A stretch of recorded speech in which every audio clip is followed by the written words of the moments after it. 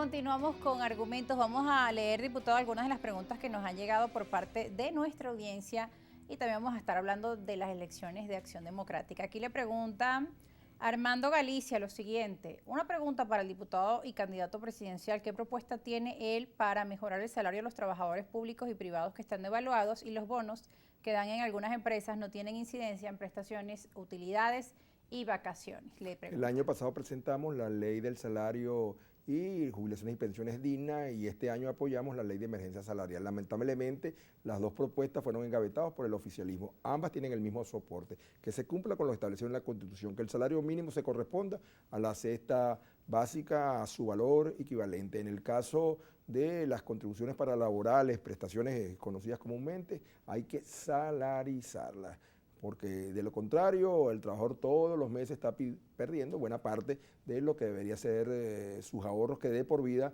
pudieran permitirle una mejor calidad de existencia. Bien, seguimos leyendo más preguntas. Desde el Estado Apure, Ramón Ramos, el líder. ¿Qué pasó con la Acción Democrática que ustedes representan? ¿No era el candidato Bernabé? También entendemos que hay otros precandidatos. ¿Van a primaria dentro de su alianza democrática o será por consenso? Le pregunta Ramón Ramos, el líder. Acción Democrática, utilizando los mecanismos estatutarios que establecen que son las bases las que eligen su candidato presidencial, está por definir, esperamos que sea en breve, un cronograma que permita a los hasta ahora 7 aspirantes competir entre la militancia. Son 215.000 militantes que tienen derecho a votar y quien resulte electo con seguridad contará con el total apoyo de los otros aspirantes y de nuestra dirigencia. Esperamos presentar la mejor opción al país. Bueno, vamos a hacer un inciso que por ahí tenemos una gráfica con los precandidatos de Acción Democrática para ese proceso interno de primaria que, como nos comentaba el diputado Luis Eduardo Martínez, está dentro de los estatutos de este partido, de la Tolda Blanca. Y revisamos algunos de los nombres en la gráfica que van a ver a continuación. Leomagno Flores es otro de los candidatos. Los vemos allí en pantalla. Vamos a seguir viendo las gráficas, por favor, por producción. Rafael Arriaza también está allí dentro de los candidatos. Seguimos avanzando con más información. El candidato Bernabé Gutiérrez, son 7 en total. También está Menfri París, tenemos las imágenes ahí en pantalla. También está Francisco Umbría, vemos más. Y también está José Manuel Muqueza, diputado de la Asamblea Nacional, dentro de los candidatos. 7 candidatos para el proceso interno de Acción Democrática. Déjame hacer un comentario. Cualquiera de ellos tiene las credenciales, las competencias, la experiencia y la capacidad de no solo ser un extraordinario candidato presidencial, sino también de ser electo un extraordinario presidente. Yo me siento realmente orgulloso de cada uno de estos que son mis amigos, mis compañeros, y que con legítimo derecho han puesto sus nombres en esta que es una hermosa demostración de democracia interna en Acción Democrática. Por acá tenemos más preguntas. El abogado Darío Lozada le escribe lo siguiente. Muy buenas tardes al diputado Luis Eduardo Martínez. Quiero hacer una gran pregunta al gran invitado. Le dice, dígame por qué no ha dado inicio a la enseñanza para lograr tener una constitución, haciendo hincapié en el artículo 271 que dice que los delitos de lesa humanidad no prescriben. Es el comentario que nos hace llegar el señor Darío Lozada.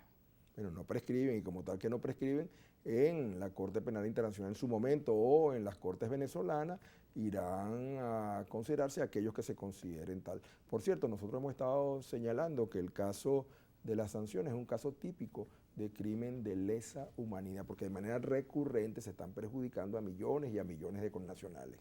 Tenemos acá más preguntas. Diputado Luis Eduardo, ¿cree usted en un posible diálogo o reconciliación cuando quienes generan violencia de parte del chavismo no son investigados, pero cuando se trata de un opositor inmediatamente lo detienen? Es lamentable lo que ocurrió en el Estado Apure ayer, habla de las agresiones a algunos de los dirigentes afectos a Enrique Capriles Radonsky. Llegó una denuncia por parte de dirigentes de Primera Justicia respecto a esto. Es lamentable lo que sucedió en Apure, es lamentable lo que sucedió días antes en Tucupita, es lamentable lo que ha sucedido en otras partes del país, pero nosotros no podemos cansarnos de proclamar que es el diálogo, que es el entendimiento, que es la reconciliación, que es los consensos, lo que va a hacer posible que Venezuela salga de esta permacrisis. Venezuela no tiene salida distinta a resolver nuestra compleja situación en paz.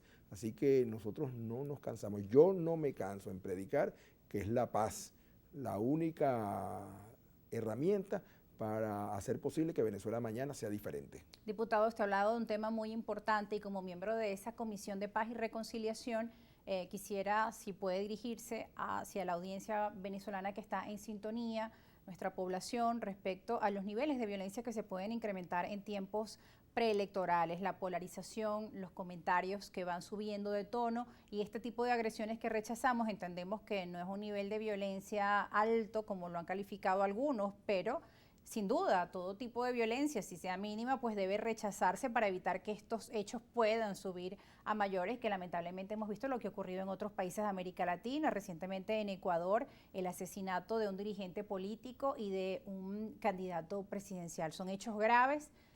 Gracias a Dios en nuestro país pues no estamos en este nivel de violencia, pero es importante siempre reiterar ese llamado a los ciudadanos de la importancia de la paz, del diálogo. Yo no sé si me dé tiempo de explicar lo que quiero explicar, pero no quiero alarmar a nadie. Yo hace pocos días atrás me reuní privadamente con un enviado especial del secretario general de Naciones Unidas que estaba aquí en Venezuela y entiendo que se entrevistó con dirigentes de distintos sectores. Yo fui uno de ellos. Él venía de Afganistán, donde pasó un año. Antes de Afganistán pasó 10 años en África. Y me explicó, como debe haberle explicado a los otros con quien se entrevistó, que había vivido las guerras civiles, los conflictos, las matanzas, que en esos países africanos devinieron cuando los conflictos políticos escalaron. Y entonces me dijo algo que me alarmó y que con la mayor serenidad he tratado de transmitirle a la dirigencia política. Me dijo, aquí en Venezuela, de acuerdo a los estudios que hemos estado realizando, pudiera estarse generando el cultivo de una gravísima confrontación si la dirigencia política no entiende que tiene que desescalar en el llamado a los conflictos. Incluso dijo algo que me llamó muchísimo la atención y eso sí lo he repetido.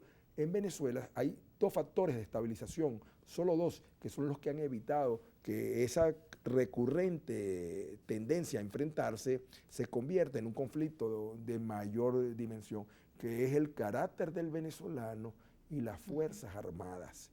Así que nosotros tenemos que tener mucho cuidado. Yo cuando oigo que alguien dice, no, el venezolano es un pueblo pacífico, le digo, epa, usted no conoce la historia venezolana. La guerra de independencia fue en la primera etapa fundamentalmente un conflicto entre hermanos que se llevó a cerca de un tercio de la población. Solamente fue en 1815 cuando llegó Morillo con tropas de España. En la guerra federal más de la mitad de la población murió o quedó herida. En las sucesivas guerras civiles y combates que llegaron en Venezuela se extendieron hasta bien avanzado el siglo XX. Se perdieron miles de vidas, de tal manera que tenemos que tener mucho cuidado. Yo hago un llamado a toda la población, a todos sin excepción, que independientemente de nuestras posiciones políticas, ideológicas, comprendamos que las peleas, los enfrentamientos, la confrontación y mucho menos la violencia es la salida. Eso no garantiza absolutamente nada y amenaza seriamente la existencia de miles de venezolanos. Es muy fácil hablar de víctimas cuando tú lees un informe, pero es mucho más difícil cuando ese es alguien familiar tuyo, un amigo tuyo, un vecino tuyo el que cae producto de la violencia. Yo tuve la triste experiencia. Se hablan de números, pero detrás de esos números, de esas cifras, hay nombres, hay familias destrozadas. Yo tuve la terrible experiencia que no olvido y me causa un gran dolor cada vez que lo recuerdo. Una estudiante de mi universidad, Génesis Cristina Carmona Tobar, fue alcanzada de un balazo en una manifestación en Valencia. Yo acompañé a su familia toda la noche velando mientras Génesis estaba luchando por la vida y la muerte. En la mañana, a media mañana, estuve con su madre cuando le anunciaron que su hija había fallecido. Claro. Tú no tienes idea, nadie tiene idea, a menos que lo sufra, del dolor de una madre cuando le dicen tu hija acaba de morir, 21 años, estudiante, brillante, porque solamente marchaba en defensa de un ideal. Entonces eso es inaceptable.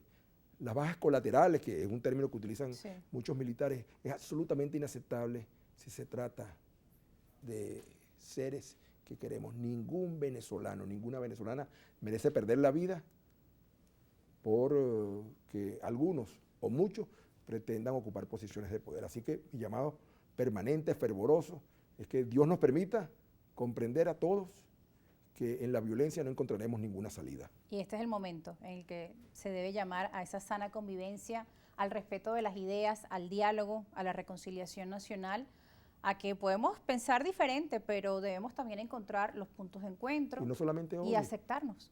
Yo le he insistido a delegaciones extranjeras que no han visitado que el problema no es ni siquiera hoy nada más. Si mañana se produjera por fuerza del acto de votar y de que la gente vaya y vote un cambio de gobierno, la gobernabilidad solamente estará garantizada si hay entendimiento.